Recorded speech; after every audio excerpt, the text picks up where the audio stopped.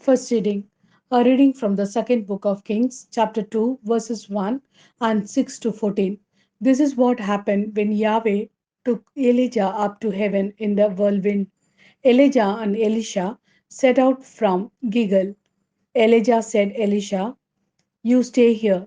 Yahweh is only sending me to the Jordan.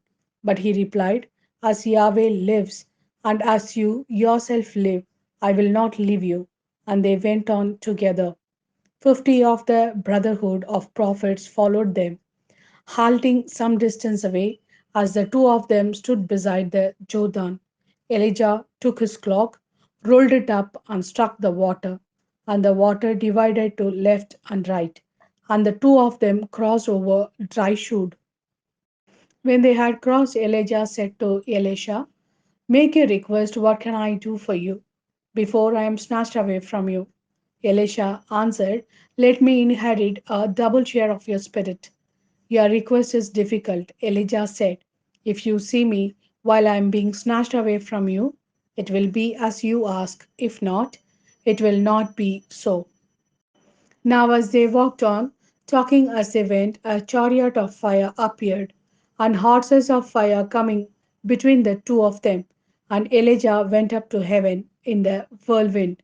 Elisha saw it and shouted, my father, chariot of Israel and its chargers. Then he lost sight of him, and taking hold of his old clothes, he tore them in half.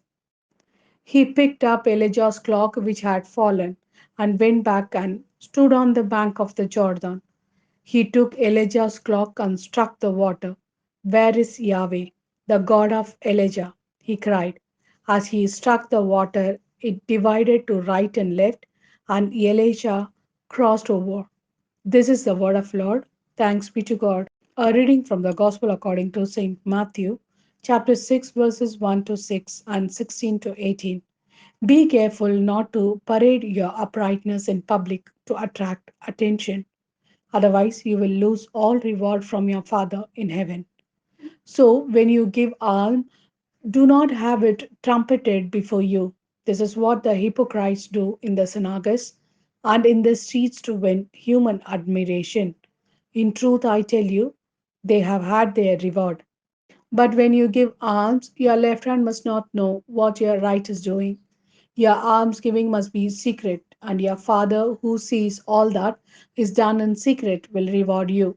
And when you pray, do not imitate the hypocrites. They love to say their prayers standing up in the synagogues and at the street corners for people to see them. In truth, I tell you, they have had their reward.